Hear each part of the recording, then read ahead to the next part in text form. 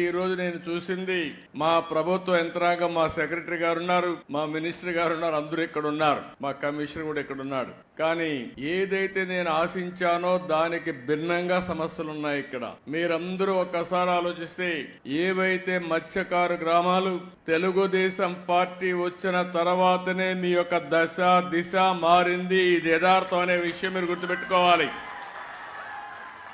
అదే మరి మీలో కూడా ఒక పట్టుదలతో ఉంటారు. ఎన్నికలప్పుడైతే ఈ మత్స్యకారుల గ్రామాలుగా కట్టడి చేసి ఒకే మాట మీద ఉంటారు. ఆ విధంగా మాట మీద ఉండి ఎప్పుడు ఓట్లేశారు మీరు.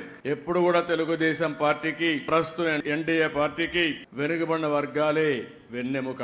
మొన్న కూడా అందరూ ఓట్లేశారు, గాని అందరిలో ఎక్కువ ఓట్లేసింది ఈ వెనుకబడిన వర్గాలు, అందులో మత్స్యకారులు అని చెప్పి కూడా నేను మీకు తెలియజేస్తున్నా. ఇవన్నీ చూసినప్పుడు నాకు కూడా ఒక పట్టుదల. మీ జీవితాలు మార్చవలసిన బాధ్యత మా మీద ఉంది. ఈ రోజు వెనుకబడిన వర్గాల కోసం అనేక కార్యక్రమాలు చేశాం, అవి చాలవు, ఇంకా చేస్తాం. ఎట్టి పరిస్థితిలో మత్స్యకారుల జీవితాల్లో వెలుగు తీసుకొచ్చే వరకు మీ వెంట నేనుంటాను. మా పార్టీ ఉంటుంది, ఎన్డీఏ ఉంటుందని మరొక్కసారి హామీ ఇస్తున్నా.